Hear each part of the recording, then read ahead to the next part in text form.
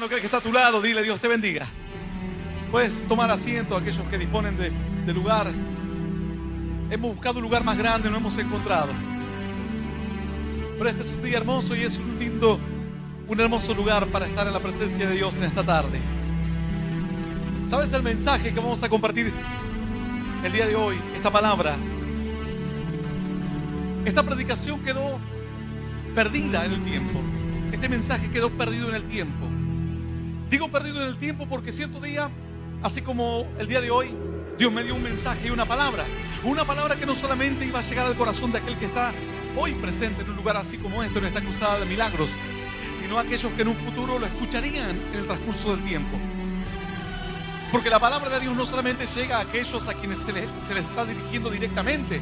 Cuando el Señor le habla a la mujer samaritana y le dice: ¿sabes? Yo he venido para que ustedes crean y tengan vida.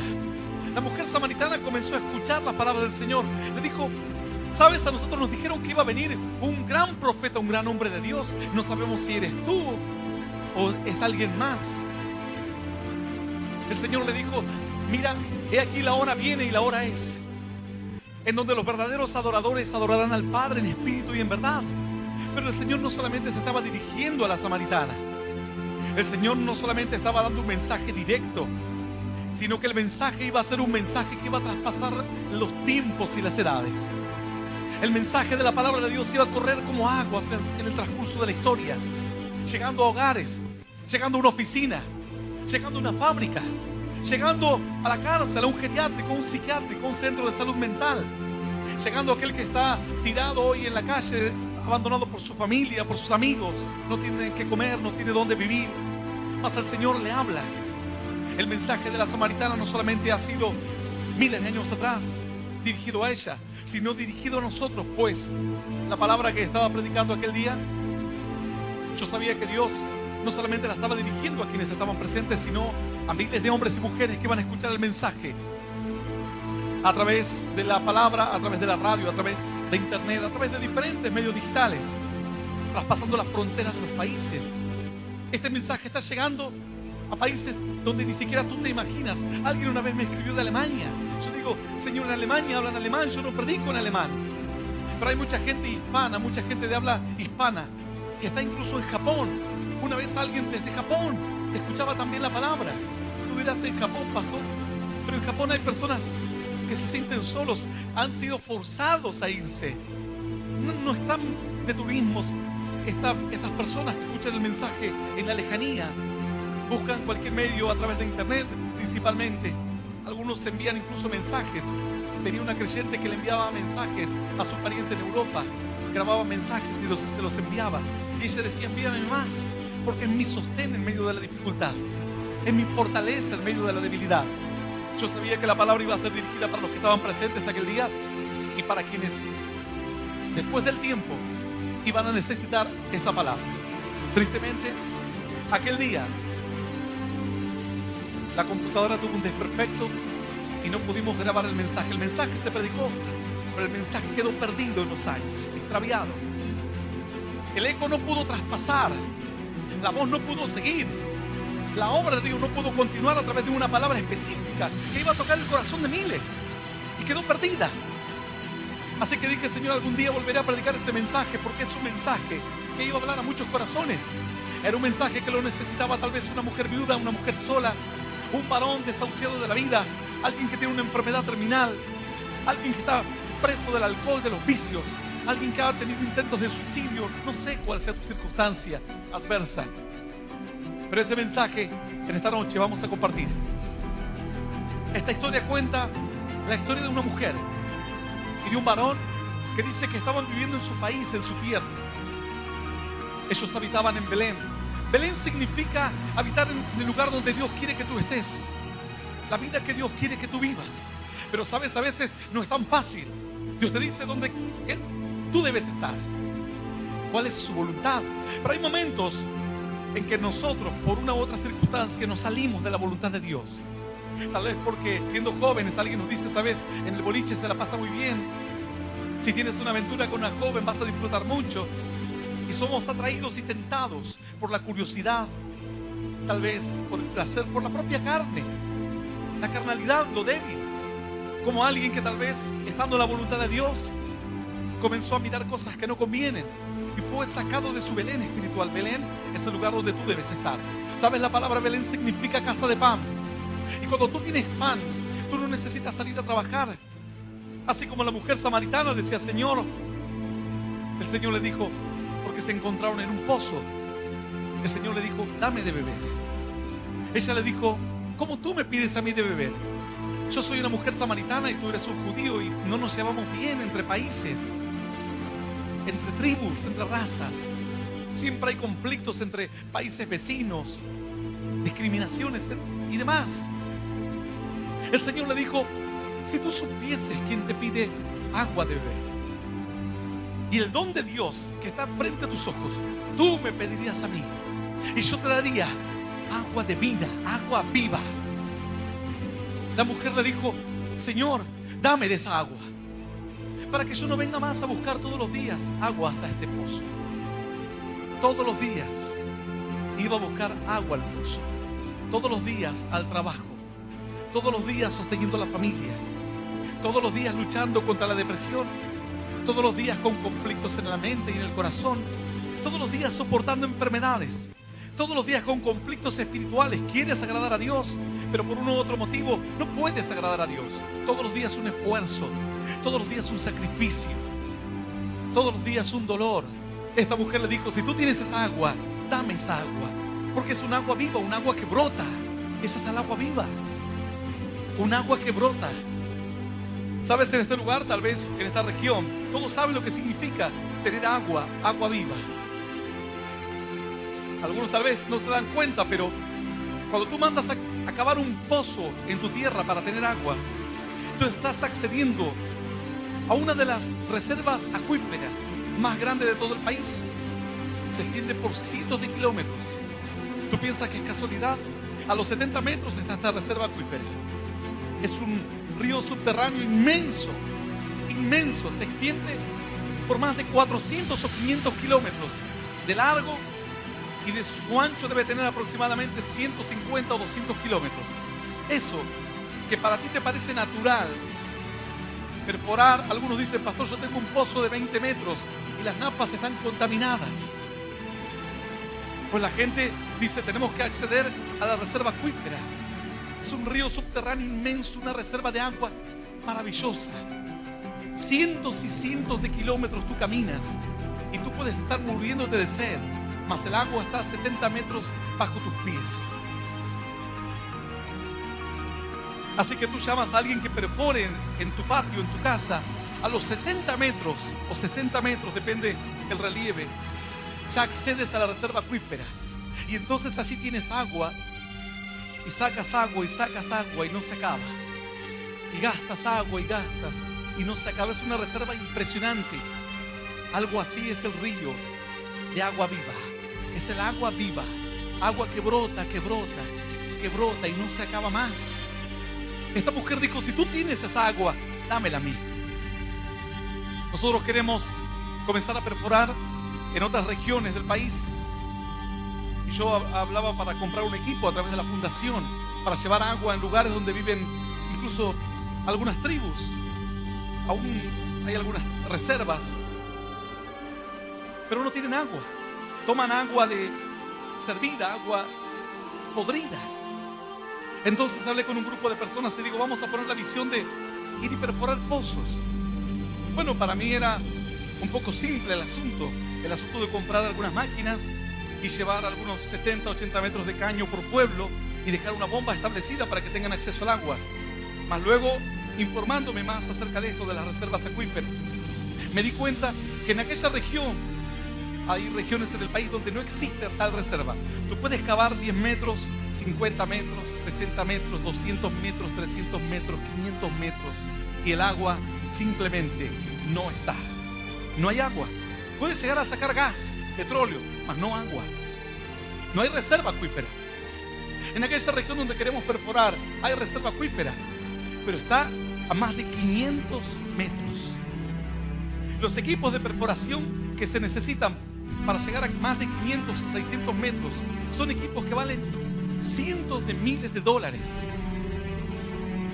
El esfuerzo que se necesita y la inversión es tremenda. Han ido personas y han intentado perforar 20 metros, 30 metros, 70 metros, 100 metros, 200, 400. Nunca llegaron. La reserva acuífera en aquella zona, si bien hay una, está muy profunda, muy por abajo.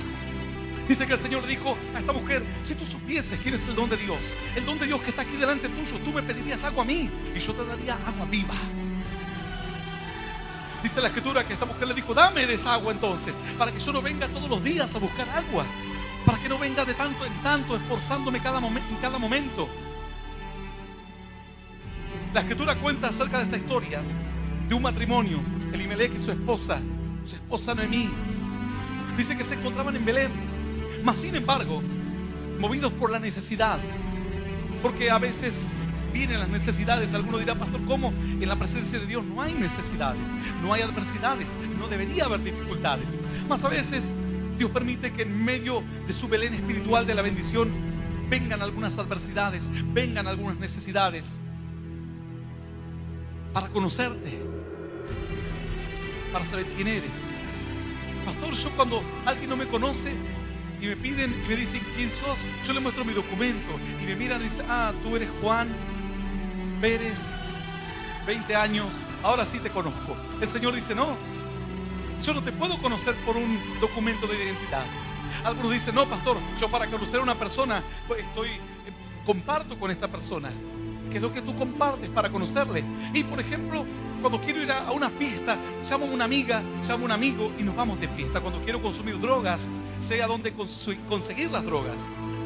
Cuando quiero pasarla bien, me junto con algún pariente, algún vecino y compartimos un asado y compartimos un momento bueno.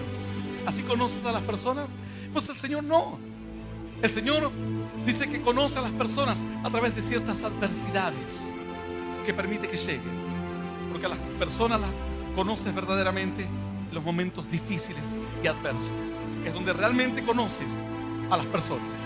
En los momentos buenos somos todos buenos. En los momentos de adversidad, las cosas más feas del hombre comienzan a salir a la luz. Lo malo que está escondido comienza a aflorar en los momentos adversos. Porque las dificultades comienzan a calar hondo, a golpear, a herirte. Y hasta que no llegan a la esencia de tu ser, a tu corazón, no acaban. Dice la Escritura que por una de estas circunstancias Dios permite que en Belén vengan adversidades. Y vino todo un tiempo de hambre en Belén. Todos se gozaban cuando Belén era un lugar de prosperidad, a tal punto que le decían la casa de pan. Hay lugares en nuestro país, incluso en otros países, que le llaman la ciudad próspera, la ciudad de mucho trabajo, diferentes ciudades o localidades, porque son localidades donde hay mucha demanda de mano de obra y demás. Ciudades prósperas, ciudades turísticas donde nunca escasea el trabajo o el pan. Belén era considerado un lugar privilegiado, un lugar maravilloso, no solamente en lo físico, en lo material, sino en lo espiritual. Belén era uno de aquellos lugares elegidos por Dios. Cerca de Belén Jacob tuvo un encuentro con Dios. Belén era un lugar maravilloso. Mas sin embargo dice que vino un tiempo de hambre, un tiempo de adversidad. Elimelec, no entendiendo bien lo que estaba por hacer, toma a su esposa y habla con ella, con Noemí, y le dice: ¿sabes qué? De nada nos sirve vivir aquí en Belén, de nada nos sirve estar aquí en el lugar de Dios. ¿De qué nos sirve si tenemos tanta necesidad y nos vamos a morir de hambre? Eso es lo que mueve a veces a algunas personas y las saca de la presencia de Dios. Empujadas por la necesidad, le dan la espalda a Dios. Empujadas por la adversidad, se olvidan de la fe. Dice que Elimelec le habla y le propone a su esposa irse. ¿A dónde nos iremos? ¿Por qué no nos vamos a los campos de Moab? En los campos de Moab está mejor. Los de Moab eran pueblos idólatras, eran pueblos paganos.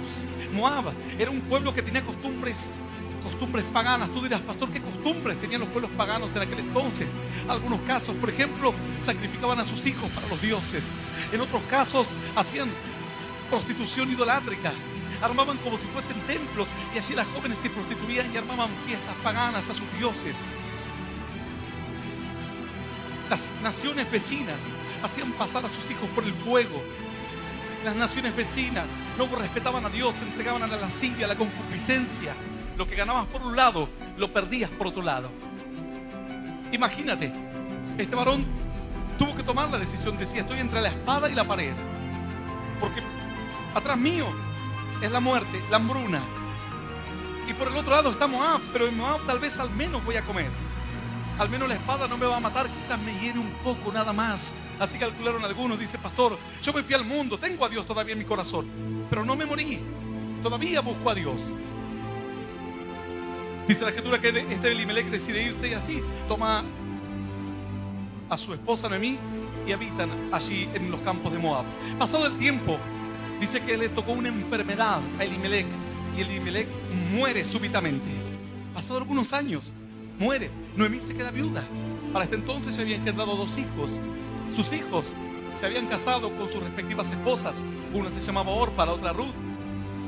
La escritura cuenta que tras la muerte, esta mujer recibió una herida. Imagínate, para una mujer perder a su esposo que ama después de tantos años. Ya no tenía gran sentido de la vida, excepto vivir a través de sus hijos o esperar tener sus nietos. Sin embargo, cuenta la escritura que pasó un tiempo más y se murió uno de sus hijos. Pasado otro tiempo más, se murió el último de sus hijos. Y allí, en los campos de Moab, lo que era promesa de prosperidad, promesa de abundancia, comenzó a tornarse en escasez, comenzó a tornarse en amargura. Tal vez hoy tienes lo que siempre deseaste tener: una casa, un vehículo, dinero, pero has perdido la paz, has perdido la esperanza, has perdido tu sonrisa. Satanás te cambió el gozo que había en ti. Tú le entregaste tu alegría, la frescura, las ganas de vivir que tenías. ¿Por qué? Por bienes materiales, por un trabajo mejor, que no es de parte de Dios, que te está llevando a la ruina, por el placer, por los vicios, por todo lo que has perdido. Pastor, yo me siento bien fumando, así decía cierto varón, hasta que a los 40 años estaba agonizando en un hospital y el médico le dijo, usted pensaba que fumar era gratis. Sus pulmones están deshechos por dentro. Le podría mentir, pero la verdad es que a usted le queda poco tiempo de vida, y efectivamente fue así. A los pocos meses murió. Él disfrutaba fumar. Tal vez tú disfrutas drogarte y tú piensas que no produce ningún efecto en ti, que es gratis.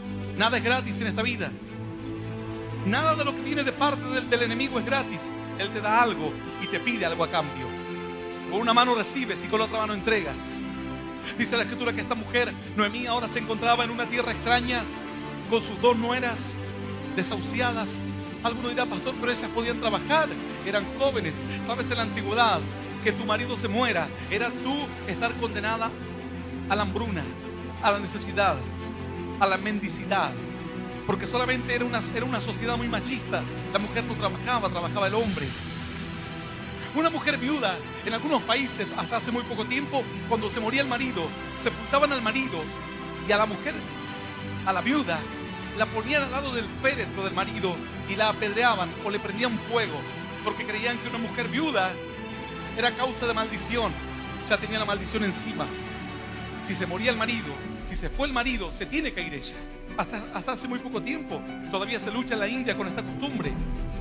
Se mata a las mujeres viudas, se las sepulta junto con los maridos, se las apedrea, se las quema vivas, porque dicen, una mujer viuda, incluso hay ciudades que son llamadas casi ciudades de las viudas, porque nadie las quiere, porque dicen que son como maldición, como que ellas tienen la culpa de haber matado a sus maridos o de que sus maridos se les mueran. Alguno dirá, pastor, sería como aquel que dice, tienes la mala suerte. Sería como algo así. Imagínate que a esta mujer el marido vivió perfecto en Belén, llega a los campos de Moab y comienza la prosperidad, y al tiempo se muere. Alguno dirá, bueno, poco de mala suerte. Se le muere el hijo mayor. A esto parece que ya es verdaderamente mala suerte. Se le muere el último hijo y quedan en la calle. Alguno dirá, pastor, yo ni me acercaría a esa mujer, está como maldita. Todos se le murieron. Así se sintió Noemí, maldita. Y dice entonces que ella recapacitó, andando en su camino, las circunstancias adversas, rebobinando, haciendo marcha atrás, recordando todo lo que vivió, como tú tal vez en esta hora estás recordando. Pastor, ¿sabe todo lo que yo viví? Pasé cosas malas, cosas buenas, conocí a Dios, le di la espalda, me fue peor, terminé en la calle, algunos terminaron en la cárcel, otros en un hospital, otros perdiendo a sus hijos en las drogas, en la delincuencia. Y así esta mujer rebobinó un día, meditó, pensó y dijo: no, yo cometí el gran error de mi vida, haberme ido de Belén. Nunca debería haberme ido de Belén. No importa si pasaba hambre, pero era mi tierra, era mi casa, era la casa de Dios, era mi ciudad, era mi gente que ama a Dios y canta a Dios aún en necesidades. Tú llegas a este lugar y cuando decimos vamos a aplaudir, aplaude el que tiene hambre, aplaude el que está saciado, aplaude el que tiene trabajo, aplaude el que no tiene trabajo, aplaude el alegre, aplaude el triste, porque este es el lugar de bendición. Nunca tienes que irte de la presencia de Dios. Aleluya.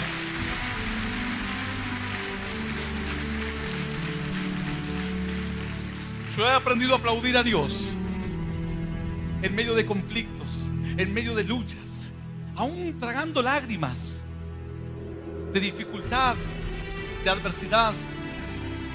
Y cuando decían vamos a aplaudir a Dios, yo aplaudía a Dios, sin importar si sentía en mi corazón o tenía motivos para aplaudir o no. Yo decía: Dios se merece la gloria. La culpa de lo que vivo o la culpa de mis problemas no es de Dios, es mi culpa. No es de Dios, es nuestra culpa, nuestros tropiezos, nuestras equivocaciones. Algunos le echan la culpa a Dios porque es lo más fácil quitarse, como dicen por ahí, el bulto de encima. Pero tienes que asumir tus errores, asumir tus dificultades. Dice que esta mujer asumió sus errores y dijo: yo me voy a volver a Belén. Habló con sus nueras y le dijo: ¿saben qué, hijas mías? Váyanse. Yo ahora me voy a volver a mi tierra, a mi Belén, a mi ciudad, a mi casa.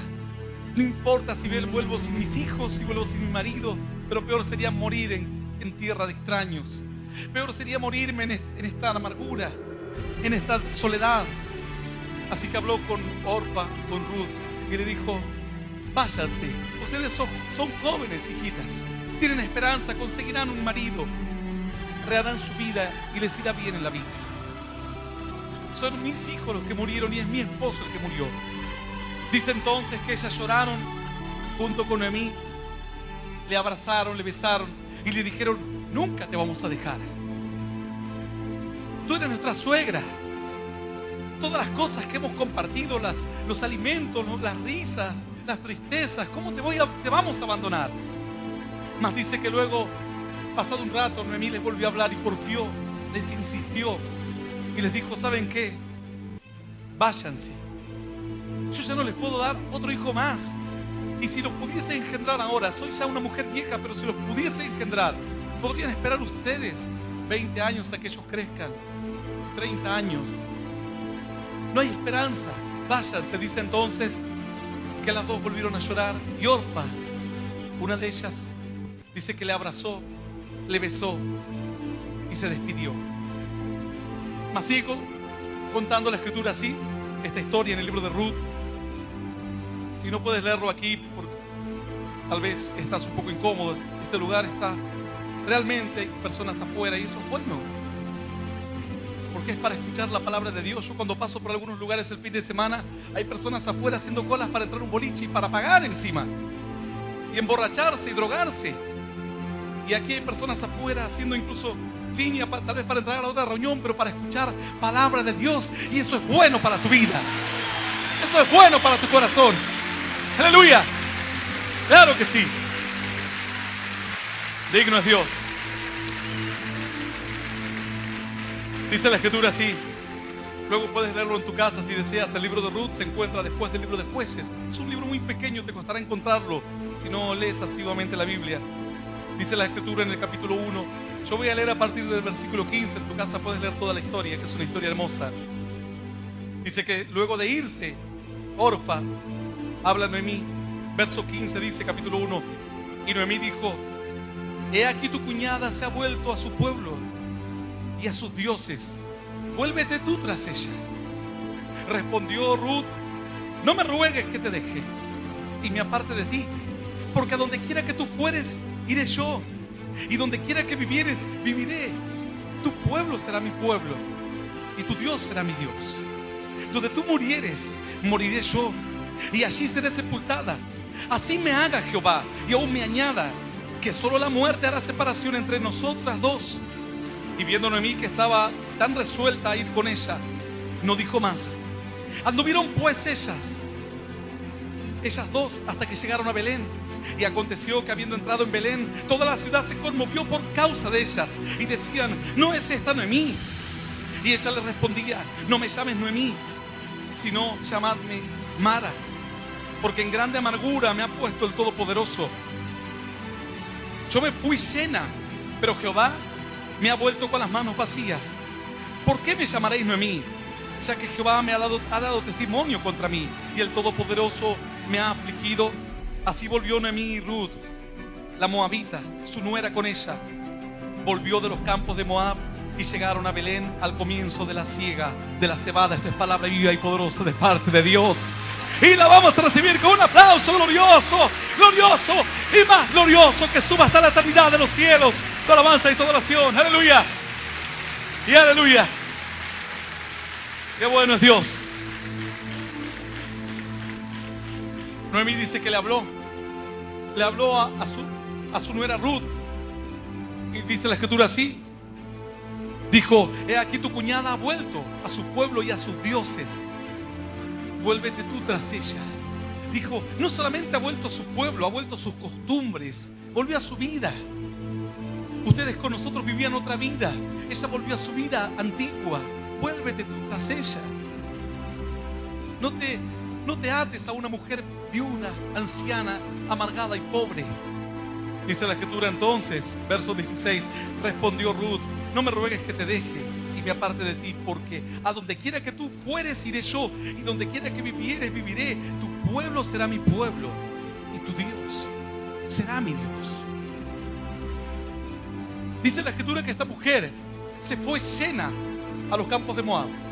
Cuando volvió vacía, sin nada que ofrecer. No solamente a los que estaban a su alrededor, como tú tal vez no tienes nada que ofrecer en este momento.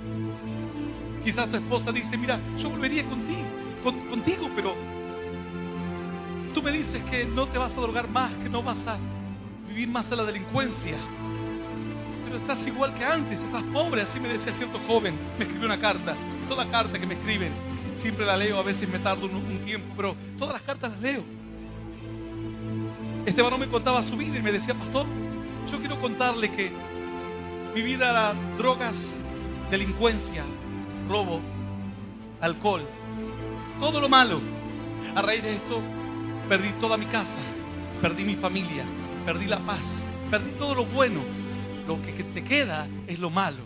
Cuando tú andas en malos pasos, los que se te juntan son los que andan en malos pasos. El que anda con sabio, dice la escritura, será sabio. El que anda con necio será quebrantado, será necio. Este joven me decía: pero pastor, cuando yo ya no tenía esperanza, buscando algo que escuchar, empecé a escuchar una voz que hablaba en la noche. Era usted predicando la palabra, mas era Dios hablándole a su corazón. Este varón comenzó a entender lo que nunca antes había entendido.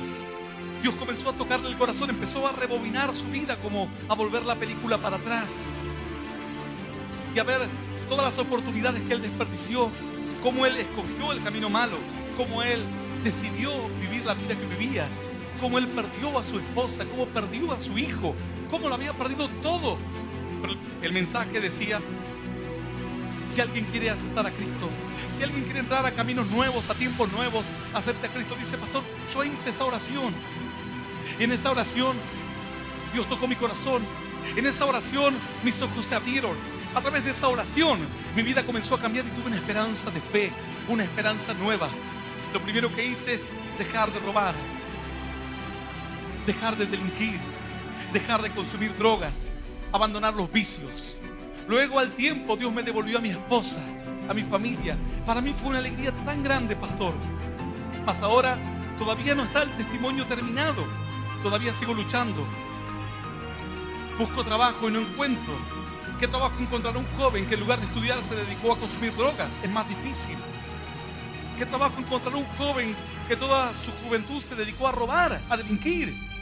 tiene que capacitarse, tiene que juntarse con personas que le ayuden, que le levanten. Alguien que le confíe nuevamente una tarea. Dice: pastor, todavía no encuentro trabajo. A veces trato de hacer algo, a veces salgo a pedir, porque no quiero robar, pastor. ¿Sabe cuánta vergüenza me da pedir? Se me cae la cara de vergüenza andar pidiendo en la calle a veces porque no tengo qué comer.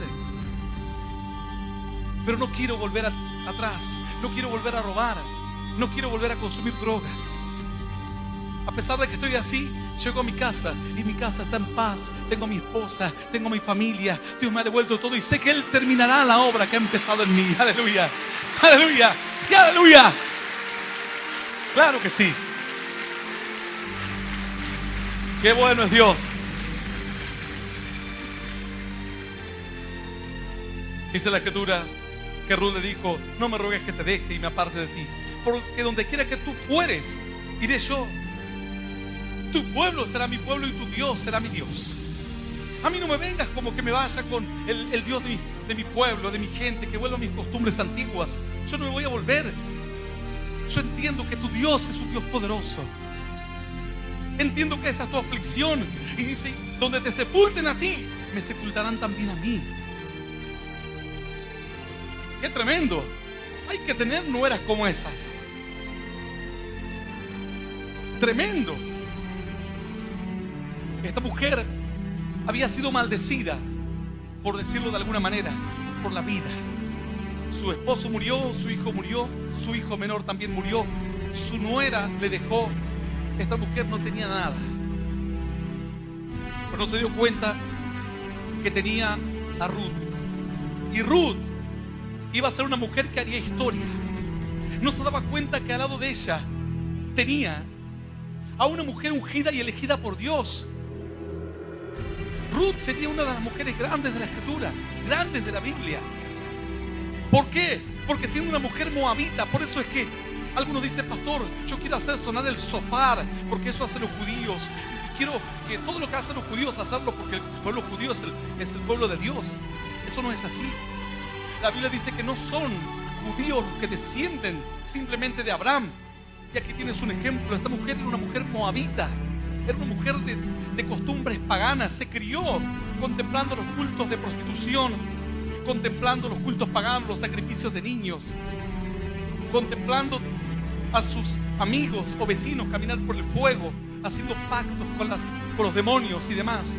Esta mujer, Ruth, era una mujer que vivía en un pueblo pagano, pero sin embargo Dios la señaló y Dios la eligió. No importa qué raza eres tú, no importa si eres alto, petizo, flaco, gordo, qué color de ojos tienes. Lo importante es el corazón que tienes y el llamado que tienes en Dios. Esta mujer tuvo un llamado de Dios. Por eso le dijo, Noemí le insistió, le dijo: vete tú, ya se fue Orfa, vete tú también. No me sigas, apenas puedo con mi vida, voy a poder alimentarlas a ustedes. Ella le dijo: no me rueguen más que te siga, que te abandone. Yo te seguiré donde tú vayas. Donde tú vayas yo iré. Tu pueblo será mi pueblo, tu Dios será mi Dios. Donde tú te mueras yo me moriré. Donde a ti te sepulten, a mí me sepultarán. Dice la Escritura que Dios premia la fe de esta mujer, la declaración de fe. Esta mujer sería una de las mujeres grandes de la Biblia. Algunos dirán: pastor, ¿qué de grande tiene esta mujer en la Biblia? ¿Qué tal si te diría que no es ni nada más ni nada menos que la abuela del rey David, de aquel que mató a Goliat, de aquel, cuando la gente lee un salmo de David, cuando la gente dice: Señor, tú eres mi Dios, tú eres el Dios de David, tú eres el Dios de Moisés.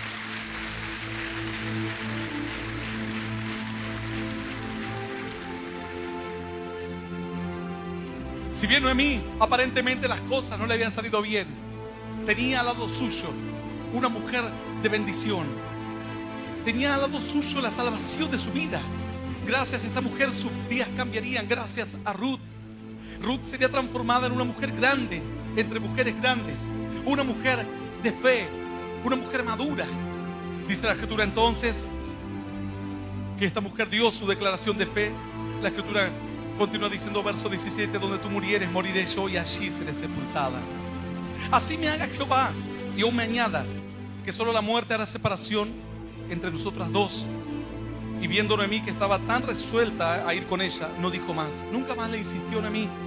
El verso 18 dice, y viendo Noemí, verso 19, anduvieron pues ellas dos hasta que llegaron a Belén. Así las dos, lo único que se cuidaban la una a la otra, se tenían la una a la otra, nada más. No había alimentos, no había bienes, no tenían nada. Tenían solamente un propósito en la vida, las dos en necesidad. Caminar, no era que se tomaron un tren y dijeron, queremos que nos lleven a Belén. No es que se tomaron un colectivo o un avión y sacaron pasaje a Belén.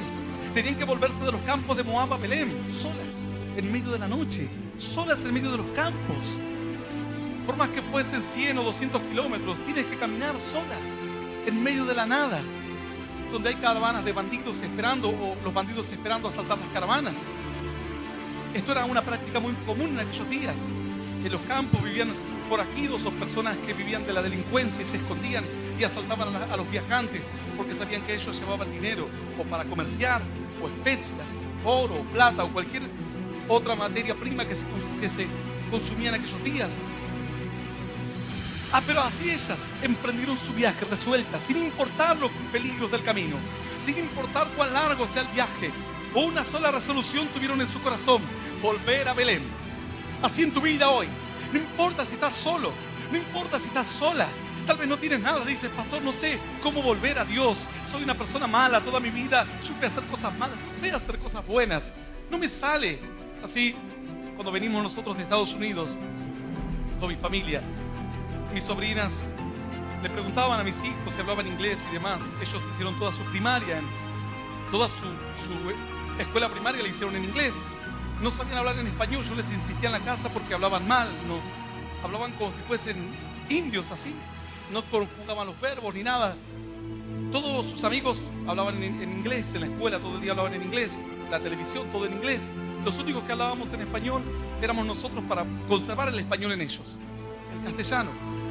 Cuando venimos aquí, mi sobrino más pequeño, le pregunta a mi hija, ¿y vos sabés hablar inglés? Dice, sí, yo también sé hablar inglés. Y él dice, dice, sí, porque, pero a mí no me sale, dice él. Mirá, hola, hola, hola, hola. No me sale, dice en inglés. Cada vez pensaba que se apretaba un botón y empezaba a hablar hola, hola. Y ella decía, hello, hello, hello. Dice, no me sale. Tal vez tú dices así, pastor, no me sale hacer lo bueno. Digo, voy a ser un creyente, pero quiero hacer lo bueno. Y no me sale hacer lo malo más fácil. Porque es como que no estás acostumbrado, no estás entrenado. Tú no puedes aprender a hablar inglés porque te aprietes el dedo gordo o te martilles el dedo. Algunos dicen, pastor, hubo una persona que tuvo un accidente y ahora habla en otro idioma. Eso se ve solamente en las películas. En la vida real, para aprender a hablar inglés o cualquier idioma, francés, alemán, lo que sea, tienes que estudiar y tienes que aprender. Nosotros con mi esposa íbamos al college, que sería como un terciario aquí, todas las mañanas a estudiar inglés, porque íbamos al supermercado y nos quedábamos colorados sin saber qué decir. Y es una sensación rara porque te hablan y tú no entiendes nada, y tú no sabes si te están diciendo algo malo, pidiéndote algo, cobrándote, diciéndote chao. Tú no sabes qué es lo que te dicen, pero no te sale. Algunos dicen, no, yo cuando estaba aquí dije, me voy a ir a Estados Unidos, y bueno, a los pocos meses, a los 6 meses voy a aprender a hablar inglés, porque tanto estar ahí voy a aprender a hablar inglés, ¿no? Y no fue así. Hay personas que viven por 30 años en Estados Unidos, no saben hablar inglés.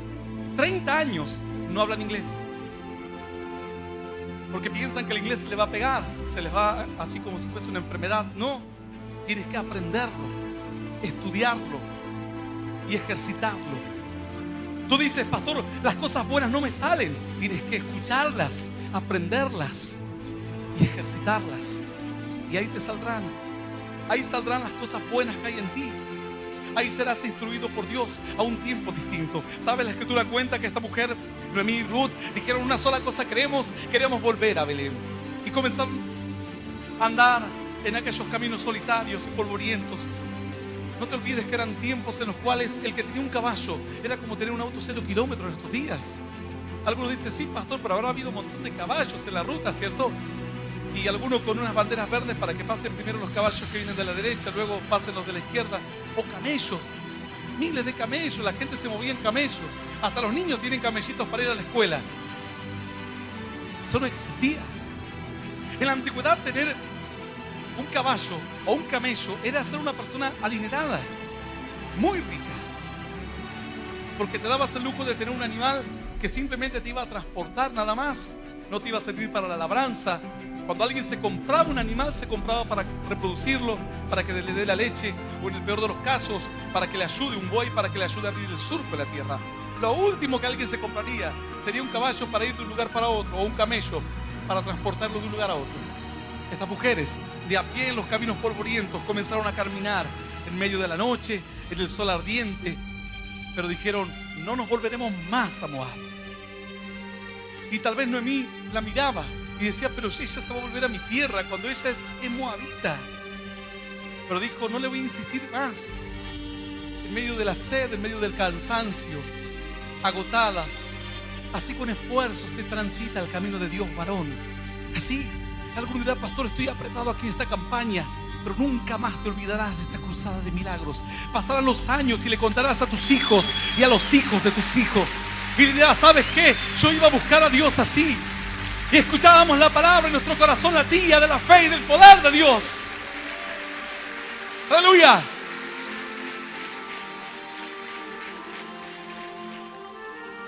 Hay lugares donde están muy cómodos.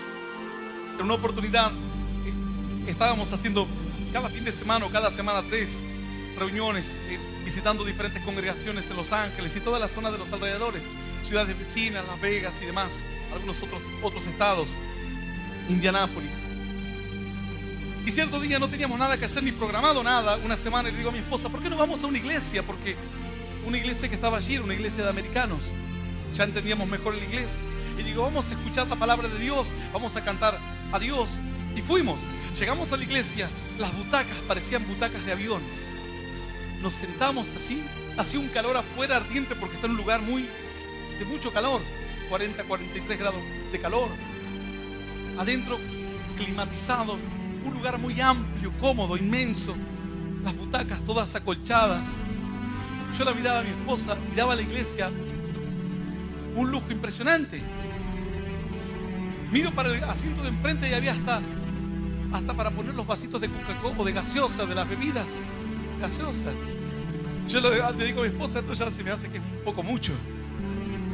El pastor predica y los otros están tomando su bebida. El asunto es que el culto se desarrolló, cantaron, predicaron la palabra de Dios. Nosotros cantamos, aplaudimos, pero la presencia de Dios no hizo latir mi corazón. Nada sacudió mi corazón. Fue como ir a una ceremonia para acordarse de Dios. No como ir a un lugar donde está el fuego, donde tú sientes que Dios te habla, donde sientes que Dios te está hablando específicamente a tu necesidad, donde tú sales de ese lugar con una mente nueva, con un pensamiento nuevo, transformada, cambiada. Dice la escritura que estas mujeres iban camino a Belén, pero iban camino a una esperanza, dejando atrás Moab. La escritura continúa diciendo así: anduvieron pues ellas dos hasta que llegaron a Belén. Y aconteció que entrando en Belén, toda la ciudad se conmovió por causa de ellas, y decían: ¿no es esta Noemí? Como una amiga que hace tiempo no te ve y te dice: no te conocí, qué vieja que estás. Y algunas dicen: no te conocí, te cortaste el cabello, dice. No te quieren decir que estás muy vieja, por supuesto, pero la idea es esa. Dice que ellos llegaron, esas dos, a Belén. Y dice que la ciudad, el pueblo, porque no era un pueblo de miles de habitantes, 100.000 o 200.000, tal vez habrá tenido 10.000, 15.000 habitantes, era un pueblo pequeño. Dice que todos se enteraron, y los que la veían, dice que no la conocieron. Dijeron: esa es Noemí. Triste, abatida. ¿Sabes? La tristeza cambia el rostro. La tristeza desfigura tu rostro. Tú ves a una persona con ciertas arrugas y tú dices: esas arrugas no son de tanto reírse, son de tanto estar triste, enojado. Hay arrugas que se producen por el dolor y hay arrugas que se producen por la alegría, por los gestos. Esta mujer dice que estaba amargada, sin fuerzas, desarreglada. ¿Con qué arreglarse en el camino? Viajó caminando en caminos polvorientos, sus sandalias habrán estado rotas, su ropa rota. No tenía nada. Tal vez alguno dirá: pastor, yo estoy así como Noemí, no tengo nada. Pero ¿en dónde estás? ¿Estás en Moab o camino a Belén? Dice la escritura así, verso 19: anduvieron ellas dos hasta que llegaron a Belén, y aconteció que habiendo entrado en Belén, toda la ciudad se conmovió por causa de ellas, y decían: ¿no es esta Noemí? Y ella le respondía: no me llaméis Noemí, sino llamadme Mara, porque en grande amargura me ha puesto el Todopoderoso. Noemí significa placentera. Dice que cuando su nombre es como algunas que tienen un nombre o se llaman Felisa o nombres que significan algo. Bueno, en este caso su nombre significaba placentera, una mujer agradable, una mujer tranquila, una mujer satisfecha de la vida, una mujer con un buen pasar. Pero dice que ella le dijo: ya no me llamen más Noemí, llámeme Mara. Mara significa amargura. Dice que las aguas de Mara fueron las aguas que el pueblo bebió en el desierto, y eran aguas amargas, aguas que estaban envenenadas. Moisés tuvo que tirar un árbol y orar a Dios para que Dios transforme esas aguas de Mara en aguas dulces. Esta mujer dijo: ya no me llamen más Noemí, esa mujer no existe más. Cuando alguien te mira a ti y te dice: ¿dónde está el joven que conocimos en el barrio, que venía a jugar al fútbol aquí, que venía a pedirnos una fruta del árbol del patio? ¿Dónde está ese joven que pasaba todos los días por el negocio y nos saludaba? Y ahora un joven que anda armado, un joven lleno de odio, un joven lleno de fracaso, una mujer que está ejerciendo la prostitución. ¿Dónde está aquella jovencita que sonreía, que tenía grandes planes? ¿Dónde está la mujercita placentera, gozosa, alegre, inquieta? Y ahora una mujer que se ha entregado a la depresión en su casa, que ha bajado los brazos y ha dejado de luchar por sus hijos, ha dejado de luchar por su esposo, ha dejado de confiar y de creer en un día mejor y en un tiempo de esperanza. Noemí le dijo: ya no me llamen más Noemí, yo no soy Noemí. A mí llámenme Mara, porque en grande amargura y aflicción me ha puesto el Todopoderoso. ¿Sabes? Una mujer me contaba diciendo: pastor, mi vida era un desastre. Dios llega a mi corazón y mi vida comienza a cambiar. Mis días empiezan a tornarse buenos. Días malos desaparecen, ya no hay más, y vienen días buenos. Conozco a mi marido, me caso con él, tengo hijos, y de a poco me alejo de Dios. Es como que se va sola a Moab, a un lugar donde no está Dios, a un lugar donde vas a encontrar de todo. Puedes encontrar lo que tú quieras, menos a Dios. Puedes encontrar los bienes materiales que soñaste, pero Dios no. Puedes encontrar placeres, vicios, pero no a Dios. No en Moab, lo encontrarás en Belén. Dice que esta mujer, Noemí, les dijo: no me llamen más Noemí. Dice el verso 21: me fui llena, pero Jehová me ha vuelto con las manos vacías. ¿Por qué me llamaréis Noemí? Ya que Jehová me ha dado testimonio contra mí y el Todopoderoso me ha afligido. ¿Por qué? Yo tenía todo y ahora no tengo nada. No soy esa mujer, soy otra mujer. Algún joven dice: pastor, eso es así, es verdad. Yo no soy ese joven que recuerdo, el niño que recuerdo, que disfrutaba la vida. Soy otro hombre, soy otra persona. Yo miro a veces a algunos jóvenes que conocí desde la niñez y yo digo: ¿dónde quedó aquel niño?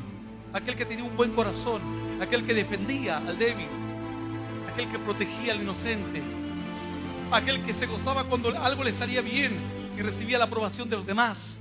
¿A dónde quedó? Murió en los campos de Moab. Como murió el espíritu de Noemí en lugares donde no estaba Dios, como morirá pronto tu espíritu si permaneces en lugares lejos de Dios. Tú tienes que volverte a la presencia de Dios. Eso es volverse a Belén, a la casa de pan, a un lugar espiritual. Dice la escritura que en el mismo Belén, casa de pan. ¿Quién nació en Belén?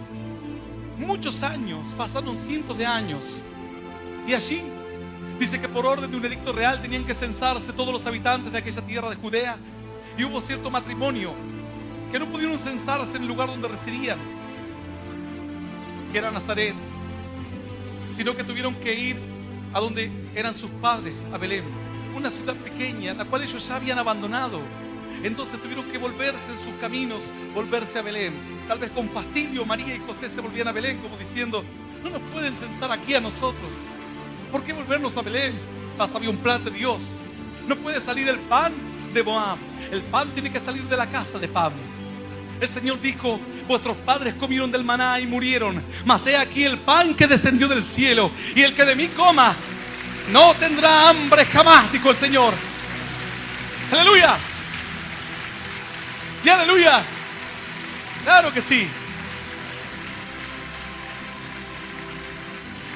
Belén era un lugar maravilloso, un lugar pequeño, pero maravilloso. Un lugar tal vez incómodo, pero maravilloso. Más allí, dice la Escritura que no encontraron hotel, posadera o posadero, ahí, posada en Belén. Ya que dice que habían venido muchas personas también a censarse en Belén, y era muy pequeño, no había muchos lugares, hoteles o pensiones como se llamaban en aquellos días para pasar la noche. Así que tuvieron que irse a un establo, y allí nació el Señor, en un establo, en un lugar incómodo. Belén puede ser un lugar incómodo a veces, pero es el único lugar donde nace la esperanza. Allí nació el Señor. Puede resultarte un lugar incómodo. Por meses anhelamos venir a esta ciudad, en un lugar grande. El pastor me decía: pastor, no hay lugares grandes. No hay lugares grandes. El único lugar es un lugar pequeño. Pasaron los meses, casi un año. Finalmente le digo: ¿sabes qué? Nunca iremos a esa ciudad, y habrá gente de allí que se morirá hasta que lleguemos. Vamos a ese lugar pequeño, no importa. Haremos 2 reuniones, estarán incómodos, no importa. Pero vendrá la gloria de Dios y nacerá la presencia de Dios. Este es un Belén espiritual en este día. Es un Belén de fe. Aleluya. Maravilloso es Dios.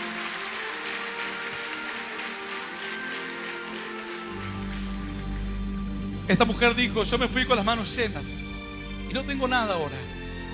¿Por qué me van a llamar Noemí? Llámenme Mara. Todo me fue mal en la vida, pero bueno, tuvo que volver humillada. La gente la miraba diciendo: pobre. A veces cuesta más dar la cara con otros, cuesta más que asumir la propia derrota. Tú la asumes a tu derrota, pero a veces te cuesta asumir que los demás te miren como una fracasada, o como un fracasado, o como alguien que le fue mal en la vida, y quieres ocultar esa realidad. Bueno, esta mujer dijo: no me importa lo que digan. Sé que todos hablarán de mí. Sé que todos dirán: tenía casa, tenía ganado, tenía riquezas, y se fue. ¿Por qué? Porque vino un tiempo de hambre a Belén, y ahora viene sin marido, sin hijos, con una nuera nada más pobre que ella. Dijo: no me llamen más, Noemí, llámenme Mara. Esta mujer que habló conmigo me escribió una carta diciendo: pastor, así fue mi vida. Yo vivía medianamente mal, llegué a Dios, mi vida empezó a cambiar. Conocí a mi marido, tuve hijos, las cosas mejoraron y me fueron bien. Sin embargo, de a poco me empecé a alejar de Dios. Pasado el tiempo, cada día me alejaba un poco, cada día un poquito más. Cuando me di cuenta, ya no iba más a la iglesia. Cuando me di cuenta, mi marido ya no iba más, a mis hijos no les importaba nada de Dios, ya no se hablaba más del tema de Dios en mi casa. Disfrutábamos la vida, teníamos casa, vehículo, alimento, todo lo que necesitábamos mínimamente. Pero cuando una vez que hube conseguido todo, en mi corazón nació la insatisfacción, nació la necesidad de algo. Tal vez tú dices: pastor, yo busco algo y no sé qué es lo que busco en la vida. Probé las drogas, probé el alcohol, probé los placeres, los vicios, no encontré lo que busco. ¿Sabes cuántas personas han probado así? Yo he conocido personas que dicen: pastor, he conocido los vicios, he hecho todo lo que un hombre o una mujer puede hacer en esta vida, todo lo malo lo he conocido y lo he probado todo, pero lo que yo buscaba no lo encontré ahí. Pasado el tiempo, el vacío volvió a aparecer en mi corazón, la necesidad volvió a nacer en mi corazón. Esta mujer volvió a necesitar algo, y así fue que de a poco pensó que lo que necesitaba era tener otro amor, enamorarse de nuevo. Así que se enamoró del vecino, o el vecino, digamos, la fue buscando y ella se fue entregando a él. Finalmente se enamoraron los dos, se juntaron, y después de vivir así un tiempo a escondidas, dijeron: vamos a vivir juntos. Esta mujer definitivamente abandonó a su marido y a sus hijos. Dice: pastor, y hice lo que ninguna mujer haría en la vida. Dejé a mis hijos. Porque uno puede dejar a su marido o a su esposa, pero tú tienes que estar realmente mal para abandonar a tus hijos. Esta mujer dijo: pastor, no me importó nada de la vida, ni siquiera mis pequeños. Los dejé y me fui con este hombre, porque entendí que conseguí lo que nunca había encontrado. Pero si usted piensa que a partir de ese momento las cosas fueron bien unos meses. Después de aquellos meses de luna de miel, me escribió textualmente, me dijo: este hombre me hizo la vida a cuadritos, pastor. Me echó de la casa.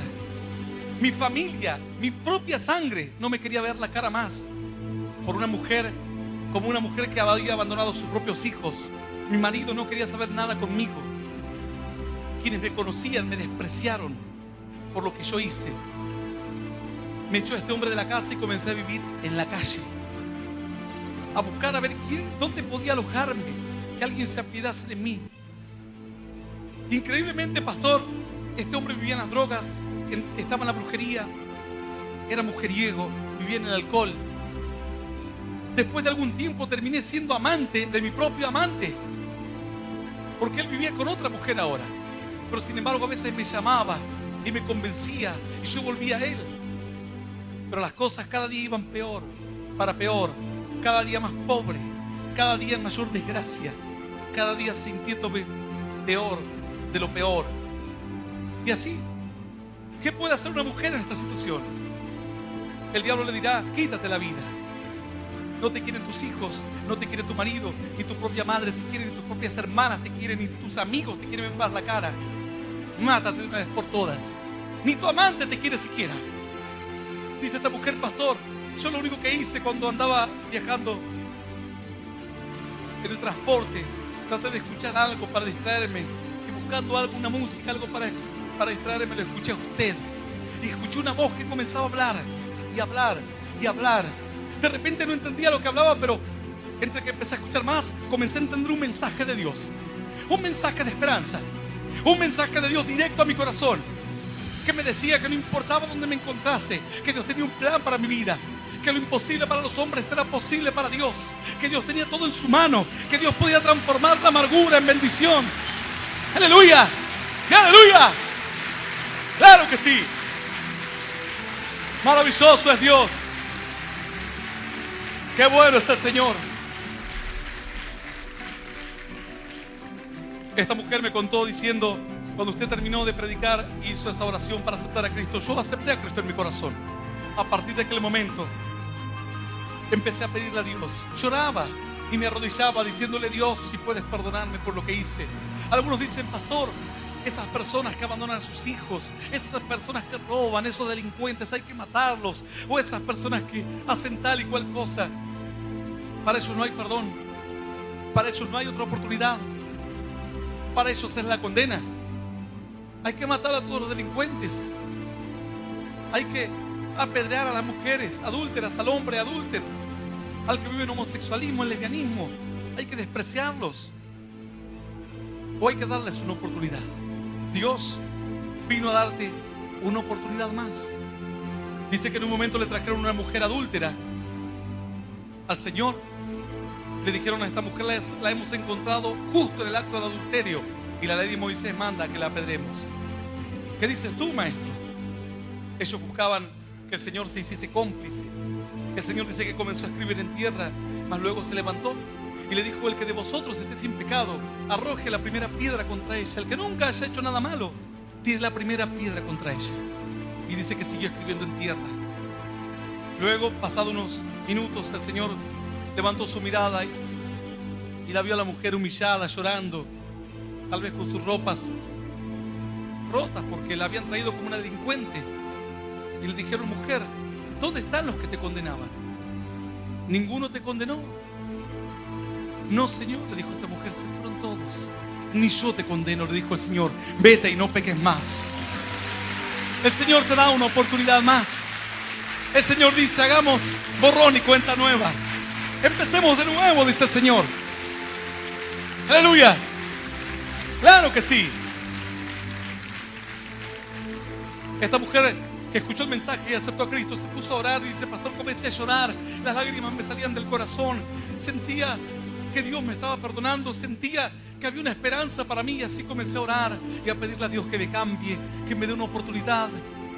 Que si Él podía hacer un milagro, que me perdone y que me devuelva a mi esposo y que me devuelva a mis hijitos. Algunos dirán, pastor, eso es imposible. Usted sabe lo que son los hombres, ¿cierto? Algunos hombres me mirarán y dirán, tiene que ser un milagro, pastor. Se fue con el vecino, abandonó a sus hijos y yo la voy a recibir de vuelta porque le fue mal encima. Si fuese que volvió y porque le fue bien y me trajo plata, por ahí me animo. Así me decía un conocido que tengo, me decía, yo le hablo a mi esposa y le digo que si se consigue uno y tiene plata, que me avise, así vamos los dos, dice.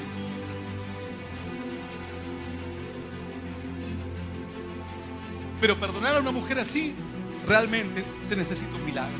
Algunos dirán, no, pastor, para mí un milagro es que me saque la lotería.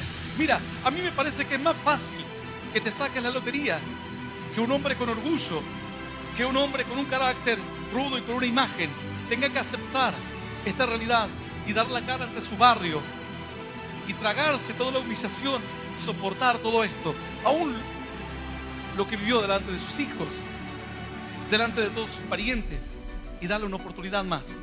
Realmente se necesita un milagro. Pero esta mujer dijo, pastor, yo creí que Dios tenía un milagro para mí, le pedí eso. Eso le pedí a Dios. ¿Y sabe qué, pastor? Después del tiempo Dios me devolvió a mi marido, Dios me devolvió a mis hijos, pastor. Dios hizo un milagro en mi vida. Aleluya. Y aleluya.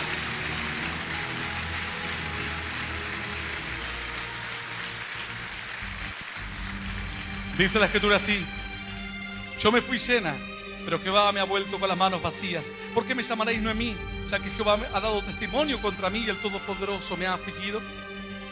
Verso 22. Así volvió Noemí y Ruth, la moabita, su nuera con ella. Volvió de los campos de Moab y llegaron a Belén al comienzo de la siega de la cebada. Dice que llegaron en un momento. ¿Sabes? La cebada era un cereal con el cual se hacía el pan de pobres. El pan de cebada era el pan de pobres, era el pan más barato. El pan de trigo era muy caro. El pan de cebada era el pan más baratito. Pero era ciertamente lo primero que tenía un pobre, y era lo que más disfrutaba. Era sinónimo de humildad y sencillez. Yo te voy a contar una pequeña historia para que entiendas lo que significa el pan de cebada. Dice la escritura que en un tiempo hubo guerra entre los madianitas y los hijos de Dios. Y Dios le habla a un hombre y le dice: tú serás elegido. Eran tiempos de los jueces, eran los días de Noemí, eran estos mismos días. Unos años antes pasó esta historia. Allí nomás, muy cerquita de esta historia de Noemí, Dios le habla a un hombre y le dice: tú serás el elegido, tú libertarás a mi pueblo. Y le dice: ustedes están mal, han elegido al hombre equivocado. Yo no soy un hombre valeroso, no soy un hombre rico, no tengo ejército, no soy un rey. Sabemos que no sos un rey porque no hay rey en la tierra de Israel. No hay, nadie gobierna aquí. Las tribus se han dispersado cada cual por su lado, pero los enemigos vienen, atacan y nadie hace nada para defenderse. El Señor te utilizará, le dijo. Él dijo: no me va a utilizar el Señor, dame una señal. Y dame otra señal. Y Dios le dio una señal, y Dios le dio otra señal. Y así fue como Gedeón comenzó a creer en la palabra de Dios, porque vio señales. Como muchos de los que vienen a las cruzadas de milagros, ven milagros y dice: pastor, ahora creo un poco más, porque vi un milagro en mi vecina, vi un milagro en un amigo, un hermano, alguien que escuché que se sanó de una enfermedad de cáncer, de leucemia, y ahora creo un poco más. Cada señal que Dios le daba, este varón Gedeón creía más, pero todavía había un poco de duda en su corazón. Salieron a la batalla Gedeón y los madianitas por otro lado, y Gedeón dijo: Señor, ¿cómo enfrentaré a ellos en la batalla? No tengo miedo, me van a derrotar, no voy a poder hacerlo. Sé que tú eres poderoso, de eso no me cabe duda. Todos sabemos aquí que Dios es poderoso, pero yo soy chiquitito, yo soy débil. Tú eres grande, yo soy pequeño. Tú eres fuerte y yo soy débil. No dudo de que tú lo puedes hacer. Dudo de que yo pueda ser un buen instrumento para ti. Dios le dijo, mira, toma uno de tus acompañantes, de tus pajes de armas, y vete de noche a escondidas, y vete a humear en el campamento de los adversarios, y yo te mostraré algo más. Y dice que así Gedeón se fue escondido en la noche, en medio de los árboles, subiéndose a algunas montañas, y escondido allí. Dice que entró de noche al campamento, nadie lo veía, y estaban todos los madianitas durmiendo y todos los guardias con sus respectivas antorchas mirando para dar la voz de alerta por si eran atacados de noche. Y dice que se acercó él muy cerca de unos guardias que hablaban entre ellos. Y dice que uno le dijo al otro, yo anoche tuve un sueño. ¿Qué soñaste?, le dijo. Dice, no sé, algo que me desperté mal, me turbó el corazón. Y Gedeón escuchaba de lejos para poder ver qué señal más le daba Dios. Le dijo, yo soñé que había una montaña grande y que de la montaña venía rodando algo, y que venía, se hacía más grande y más fuerte. ¿Y qué era lo que venía de la montaña?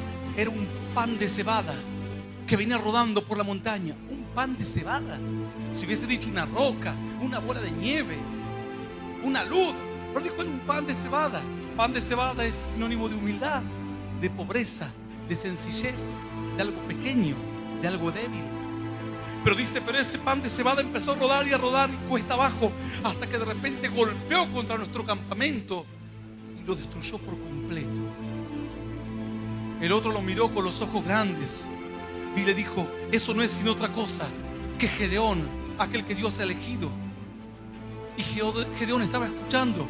Cuando terminó de escuchar eso, Gedeón se fue y dijo, Dios me mostró. ¿Qué me mostró Dios? Dios me mostró el pan de cebada. Dios me dio la señal del pan de cebada.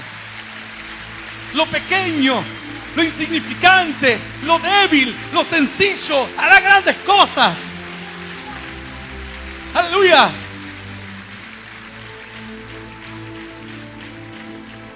Yo voy a invitarte a que te pongas de pie hoy.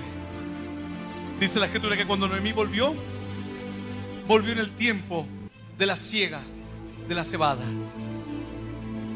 Iban a ser sus primeros frutos. La historia continúa.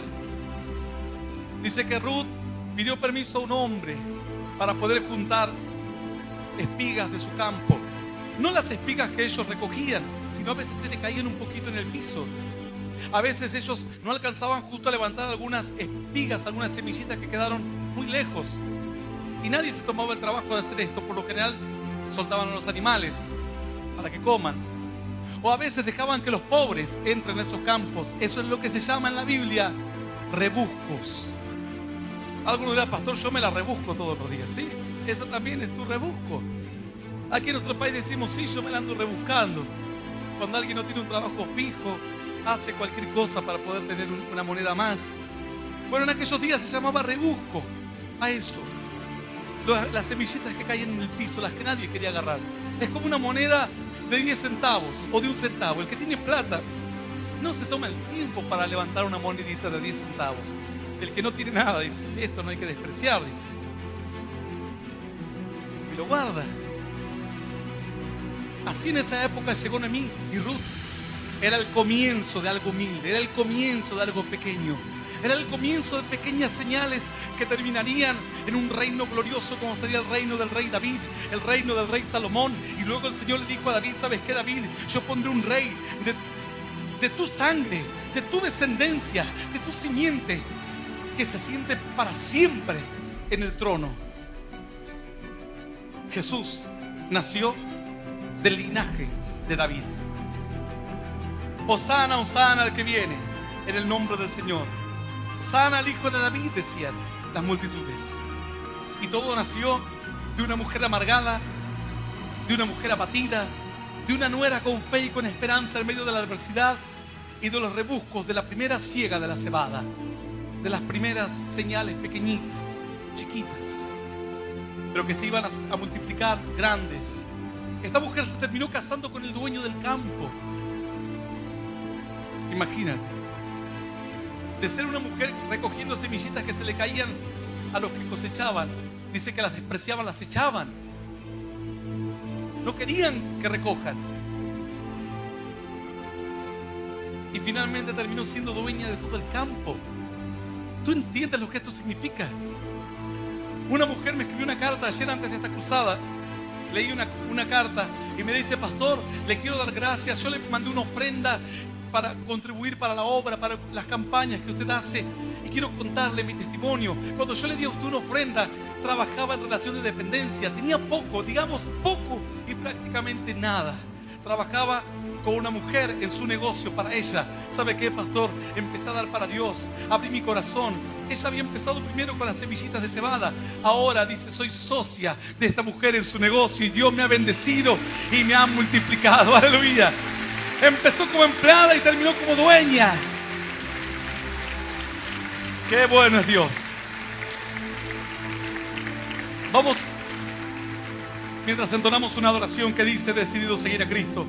Yo voy a hacer una oración de fe. En esta oración vamos a invitar a aquellas personas que nunca aceptaron a Cristo a que le reciban en su corazón.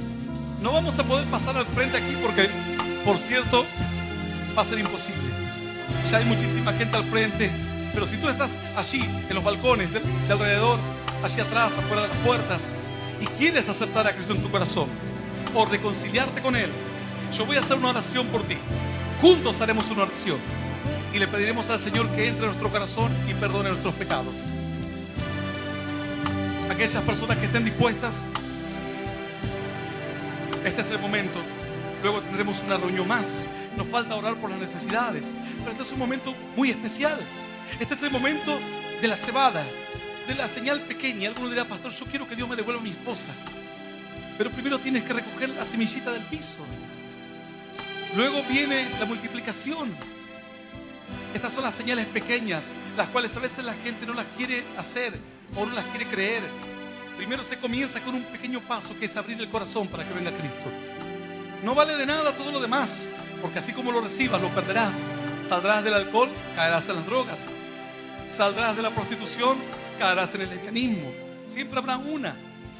La única forma de garantizarte victoria y esperanza es entregar tu corazón a Dios.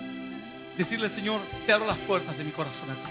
Aquellas personas que quieran hacer esta oración, yo les voy a invitar a que, si desean, pueden poner una mano en su corazón o levantar una mano al cielo y repetir esta oración en voz audible después de mí, que dice: Señor Jesús, en este día, te recibo en mi corazón, como mi único Dios, y Salvador de mi vida. Te pido perdón por todos mis errores y por mis pecados. Ayúdame a conocerte, a seguirte y a serte fiel. Y yo te doy gracias por morir por mí en la cruz, por darme vida eterna y por hacerme un hijo tuyo. En el nombre del Padre, del Hijo y del Espíritu Santo. Cierra tus ojos, yo voy a orar por ti. Padre de los cielos, oro por cada varón y cada mujer que hoy han dado un paso de fe. Oro, Dios, para que este sea un comienzo sencillo. Oro para que esto sea un pan de cebada, un pan pequeño, pero que se multiplicará en cosas grandes. Oro, Dios, para que tú bendigas su entrada y su salida, para que tú bendigas su economía, su salud, para que bendigas su familia, Señor. Bendice, Dios, su vida y su espíritu, para que tengan un llamado y una visión de fe, para que tú hagas de ellos, de los insignificantes, algo grandioso como en Gedeón. Padre, bendíceles y guárdales, y yo los declaro salvos, benditos y prósperos en el nombre del Padre, del Hijo y del Espíritu Santo de Dios. Amén.